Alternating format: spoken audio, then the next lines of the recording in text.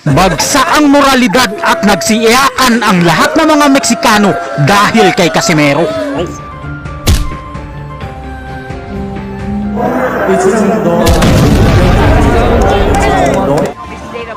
Oh, down, it's down, it's down, and I think it's out.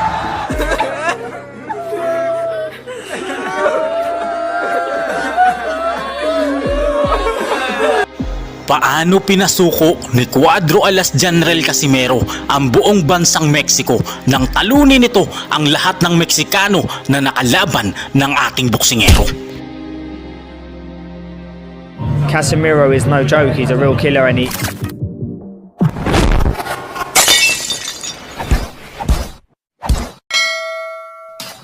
Ang bansang Mexico ay kilala sa buong mundo sa pagkakaroon nito ng magagaling, matatapang at dekalibreng boksingero, at ang bansang Pilipinas naman ang naging katapat nito na kontrapelo.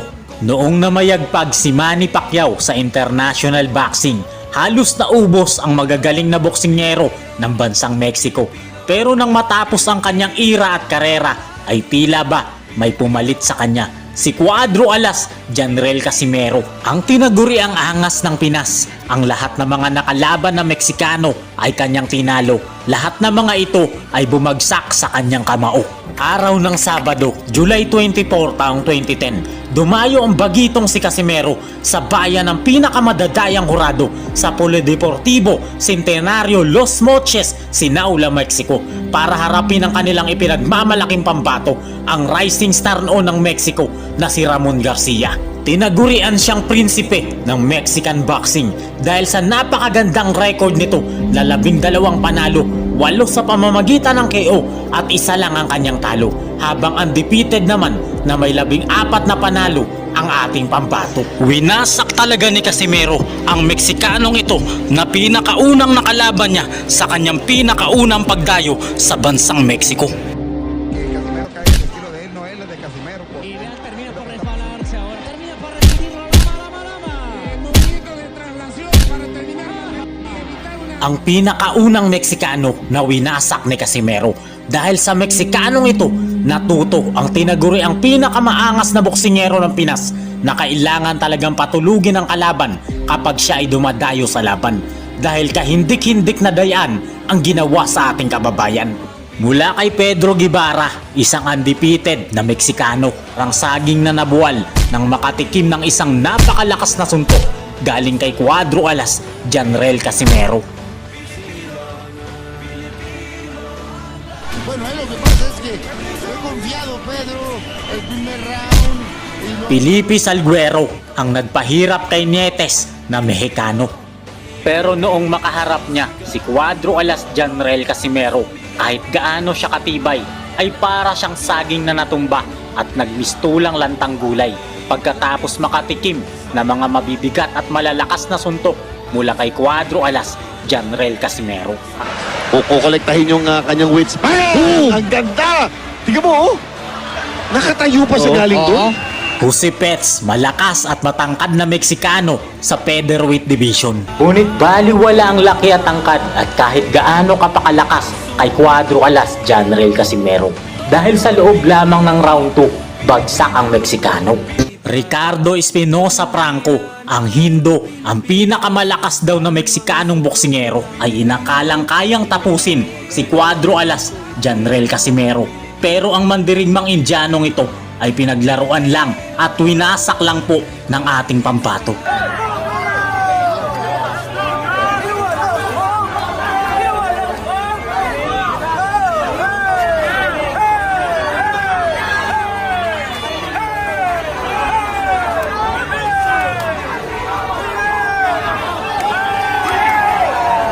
Cesar Ramirez, isang dekalibreng boksingero ng Mexico na nagpahirap kay Cuadro Alas General Casimero. Oh, down, it's down, it's down, and I think it's out.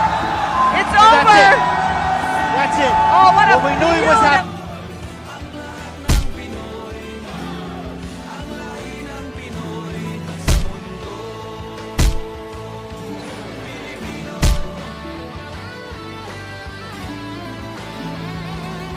Lahat ng mga Mexikanong ito ay tinapos ni Casimero, pinabagsak gamit ang kanyang napakalakas na kamao. Pero ang pinakamatindi sa lahat ay si Armando Santos, ang tinaguriang Cobra King ng Mexico dahil sa kanyang makamandag na kamao. At take note mga kaibigan, dahil sa husay nito, ito ay alaga ni Oscar De La Hoya sa Golden Boy Promotion. Ito sana yung boksingero na magiging superstar, susunod na mukha ng boxing sa bansang Mexico, bago tinapos at winasak ni Cuadro Alas Janrel Casimero. Sa galing ng boksingerong ito mga kaibigan, pinapabagsak nito ang mga halimaw na kanya makatapat. Malakobra ang kamandag ng kanyang kamao, kaya hinangaan siya at sikat na sikat sa mga diwatang ringer ng boksingero. Araw ng Sabado, December 13, taong 2014. Dumayo ang ating kababayan na si Cuadro Alas Janrel Casimero sa balwarte ng kalaban sa Salon Las Palmas, Nuevo Leon, Mexico upang harapin ang bata ni Oscar De La Hoya dito, ang makamandag ng Cobra ng Mexico na si Armando Santos.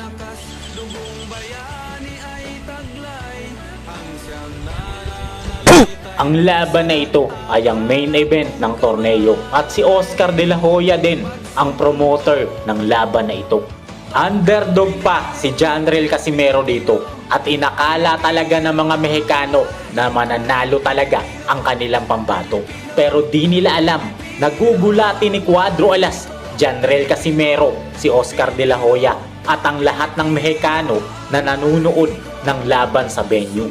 Nagsimula na ang kanilang laban sa round 1 at kitang-kita ang lakas ni Janrel Casimero na na-overpower niya ang Cobra na boksingero ng mga Mexicano.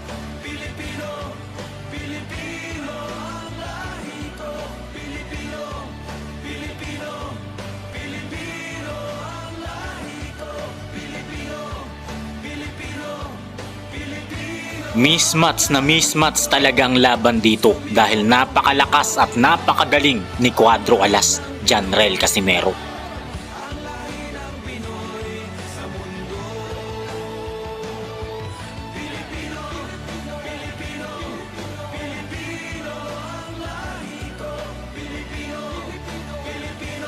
Nakakasuntok naman ang Cobra ng Mexico, kaya lang paisa-isa lang ito.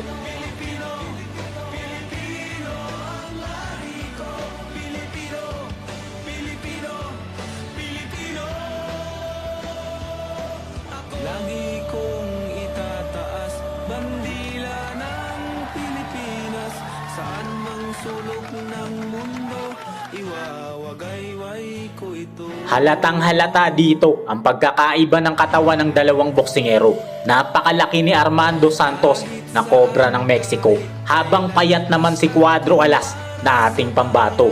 Pero mas madiin pa rin talaga ang mga suntok ni Janrel Casimero.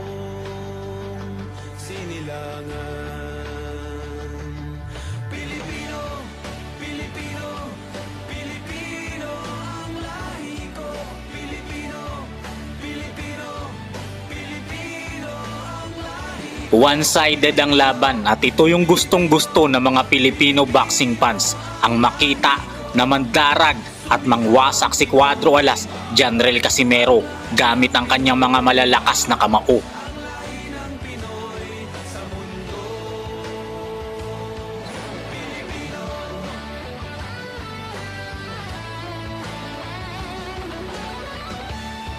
Hindi naman basta-basta nagpapatalo ang Cobra ng Mexico at pinapakita na rin na kaya niyang manalo laban kay Cuadro Alas Janrel Casimero.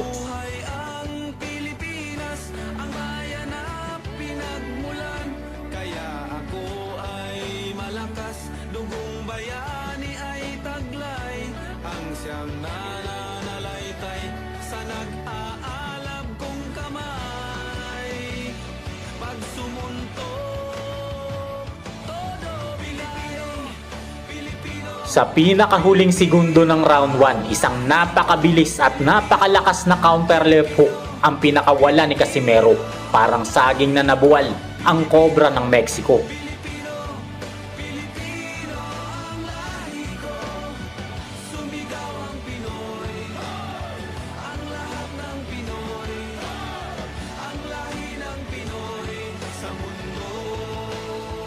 Binilangan ito ng referee at nakatayo pa, pero halatang halata na hilong-hilo na siya.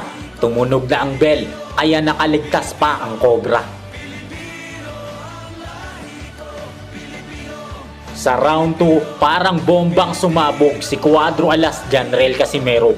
Nagpakawala ng kaliwat kanang suntok na muling nagpatumba sa Cobra ng Mexico.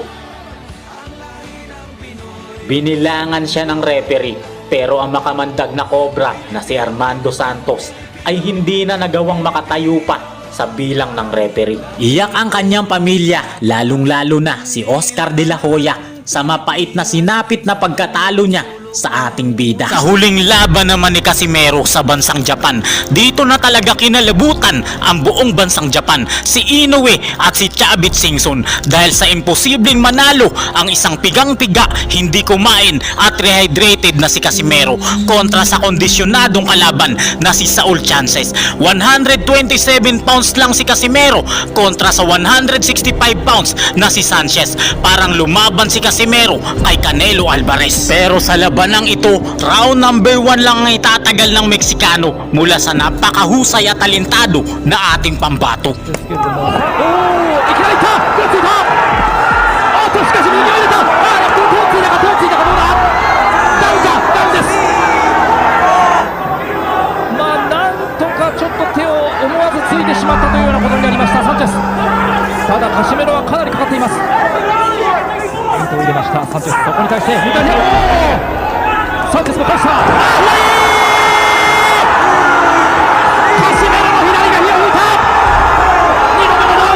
Natakot talaga ang buong bansang Japan sa lakas ni Casimero dahil sa imposible itong manalo, pero nagawa niya pa rin manalo. Pati si Chavit Singson ay kinilabutan sa ating pambato. Sa pinakahuling laban ni Casimero ay pinadala na ng Mexico ang kanilang pinakamalupit na pambato, ang superstar, isang elite na boksingero ng Mexico na si Luis Pantera Neri, ang tatalo daw at magkikio kay Janrel Casimero. Ito ang pinakamalakas na galawan ni Manny Pacquiao na nagpabagsak kay Kit Thurman. Nakuhang-kuha naman at talaga namang na-absorb ni Cuadro Alas Janrel Casimero na pabagsakin niya si Luis Neri dito. Kinilabutan si Manny Pacquiao sa bagong galawan ni Casimero nang talunin niya ang isa sa powerhouse, ang superstar ng Mexico na si Luis Pantera Neri. Nagsiiyakan ng libu-libong Meksikano, sobrang natakot si Naoya Inoue sa lakas ni Casimero. Nasyak ang buong bansang Japan sa ginawa ni Casimero dahil ang boksingero na kauna-unahang nagpabagsak kay Inoue ay nagmukhang amateur boxer at winasak ng husto ni Cuadro Alas Janrel Casimero. Agad namang tinawagan ni Manny Pacquiao si Casimero upang batiin at alukin ang kontrata. Pati ang daring ni Torky Alasik ay pinicture si Casimero. Buong mundo ng boxing ay ginimbal ni Casimero sa kanyang impresibong panalo. Maging ang dating promotion ni Casimero na Treasure Boxing Promotion ay inaalok si Casimero, at superstar na si Casimero sa daring magazine dahil sa dami ng tao na nagkokomento pag pinupost ito. Isa talaga sa pinakahinangaan ni Manny Pacquiao dito ay na-adapt ni Casimero ang kanyang perfect na galawan sa gitna ng laban nang siyang pabagsakin niya si Kit Thurman. Kuhang-kuha ni Alas ang ganitong galawan na pabagsak niya si Luis Neri gamit ang perfectong galawan ni Pacman. Bago ang laban ni Cuadro Alas Janrel Casimero at Luis Pantera Neri ay mahabang panahon ng pagsasanay ang natamo at natanggap ng dalawang boksingero dahil sa pagkapospon ng kanilang unang laban. Ginamit ito ni Casimero upang araw-araw na mag-insayo sa bundok upang lumakas ang katawan, habang si Luis Pantera Neri ay hindi napagod at sa gym na tumira upang masiguro ang panalo kontra kay Casimero. Halos araw-araw, minuminuto, oras-oras na nag-iinsayo. Sinabi ni Luis Neri na tatapusin niya si Casimero sa pamamagitan ng brutal na KO. Gagawin niya lahat ng paraan upang masiguro ang panalo sa laban, na dumating pa sa punto na sinadya na daw niyang magpa-overweight upang makalamang ng lakas kay Cuadro Alas Janrel Casimero. Kontrata 3.1 pounds over 40%. So, sure na yun. Kahit bumaba pa siya ngayon. Sa boxing, lamang talagang mas mabigat na boksingero kaya nagmulta si Luis Neri dahil dito at hindi siya nagbawas ng timbang sa pag-aakala na lalamang kay Casimero. Malaki kasi ang makukuha niyang panalo kung knockout na ang gagawin niyang panalo kontra kay Casimero. Lamang na lamang si Luis Neri sa odds kaya nakataya sa kanya ang mga bilyonaryo at elite na tao sa Mexico. At sa bonus pa lang ng mga big boss sa Mexico ay paldo na si Luis Neri kung makikio niya pa si Cuadro Alas, Janrel Casimero. Sa makatuwid, baliwala ang multa ni Luis Neri kung makikio niya at masisigurado ang panalo laban kay Casimero. Puspusan at talaga namang batak na batak ang pag-iinsayo ni Luis Neri at sinadya pang magpa-overweight para ma-overkill si Casimero. Kaya lang baliktad ang nangyari sa laban. Makikita nyo naman kung paano mambalos ng suntok si Luis Neri ay todo bigay upang matiyak ang pagkakeo ni Casimero dahil may lagay. Sa pagsisimula ng laban, kitang-kita ang laki ni Luis Neri. Nasa kanya ang size at power advantage pero naging maganda ang depensa ni Casimero. Nababasa niya ang bawat galaw ni Luis Pantera Neri kaya madalas nakakaiwas siya sa atake nito. ボディ左のフックを出していきましたカシメロ右のストレートカシメロがかなりアグレッシブに入ってますね Di nagtagal dahil sa lakas ng ating kababayan ay napabagsak niya ang Mexicanong kalaban. Napabagsak agad ni Casimero si Luis Neri sa round 1 pa lamang. ダウンになりますかカシメロしてやったりの表情山本さん驚きの展開です Todo bigay na ang suntok ng Mexicano pero di niya matamaan si Cuadro Alas, Janrel Casimero. 左のフックネリはフックを切りました右のジャブを出していこうというネリボディが左 Ginamit ni Casimero dito ang perpektong galawan ni Pacman nang talunin ni Pacman si Kit Turman.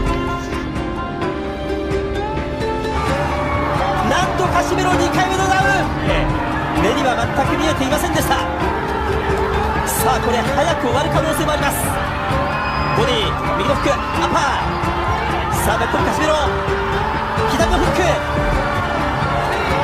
ダウンですちょっともう当たるために倒れてますよかなり効いているはずです左フックフリーノックダウンだとしてもさすがにもう一回ダウンがあればアビリこれも捉えたさあカシメロが巻き込んでいくもうもらってしまい捉えたかなり足に来たカシメロボディから上右ストレートはい左フック危ないですよさあどうだ右のストレート止まる可能性もあるぞさあ残り10秒耐えきれるかどうかゴングが救うかどうか Kahit na masyadong malaki at malakas si Neri, nagawa pa rin ni Casimero na pabagsakin ang Mexicano. Ganito katindi ang ating boksingero na si Cuadro Alas, Janrel Casimero. Sa round number 2, ganon pa rin ang senaryo. Agresibo pa rin dito ang Mexicanong boksingero pero na-outlast pa rin siya ng ating pambato. ネリが止めない限りは止まらないというルールですでパンチの数ご覧の通りネリが入ってきましたボディからネリの左フック組のアビリー捉えた Bagsak ulit dito ang Mexicanong kalaban sa sobrang lupit ng ating kababayan. またカシメロの右のフックだ背後のダウンですネリはダウンではないというアピールをしていますがもうこれカシメロは特戦ですねおそらくちょっとカシメロのああやって余裕の見せ方とかも含めて、もうザーっていけないしなかなかに大変です左フック今の右から飛び込んでの左ストレートパターンで一度ダウンも取ってますし、あの入りが Desperado na masyado ang Mexicano, harabas na ng suntok ang ginagawa niya kay Casimero. 入り方いいですねでこれネリも一発ねまだまだやっぱりカシメロパンチを警戒してますよいいねカシメロボディから上左のフック右ネリも井上尚弥からダウンを奪った過去がありますボディ2ラウンド終了さすがだなと思いましたねはいそしてダウンのシーンをご覧いただきますけれども Round number 3, desperado na dito si Luis Neri. Ilang beses na siyang napabagsak ni Casimero. Knockout win na lang ang pag-asa niyang manalo. Kaya todo bigay at haribas na ng suntok ang ginawa niya kay Casimero. Pero hindi nawala ng game plan si Alas. Grabe ang kanya mga adjustment sa laban. Kaya na-overpower naman niya ang Meksikanong kalaban. なるほど、ジャッジはですね、ランナーですね。偉いですかね。はい。ボディから上。ネリは強振。ボディ。もうネリも悪いですよ、これ。そうですね。はい。ボディ。入っていくところ。ボディ、左のフックは黒を切る。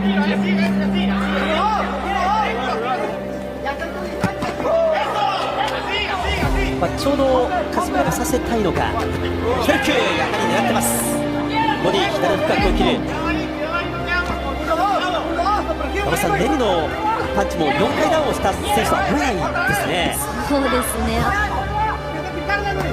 先ほどリングに上がった亀田京之介選手との試合では、連打から左のボディで TKO 勝利を飾っているネリです。さあ詰める。おお、右打ち下ろしダウンですね。Dito sa round number 3 ay bumagsak na naman si Luis Neri sa isang temple shot ni Cuadro Alas Janrel Casimero. 終盤に奪ったという形です。 Sa round number 4, dito natatapusin ni Casimero ang paghihirap ng kalaban. Matinding setup game plan ang gagawin niya sa kalaban. Akala na Neri sa bodega ang punteriya ni Casimero hanggang di niya namalayan matinding suntok na ang tumama sa kanyang ulo na overpower siya ng ating boksingero. 今はもうこのカシメロのパンチも慣れてきてますし、相手に左だ。これは全員クリーンに捉えた。それでもこう走る。 確信を持って Natulala si Luis Pantera Neri, hindi makapaniwala sa sobrang lala ng pinsala na kanyang natamo mula sa ating boksingero.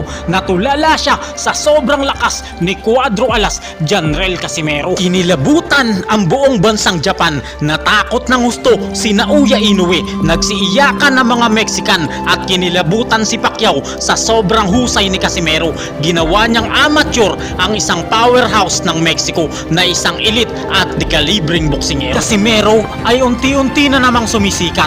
Muli niyang itinaas ang bandila ng mga Pilipino. Di na magtatagal ay muli na nating magiging world champion ang ating pambato. Si Cuadro Alas Janrel Casimero na kaya ang katapat ng mga Mexicano at ng magagaling na Hapon na boksingero at muling magtataas ng karangalan at bandila ng mga Pilipino. Huwag kang mahiyang magkomento.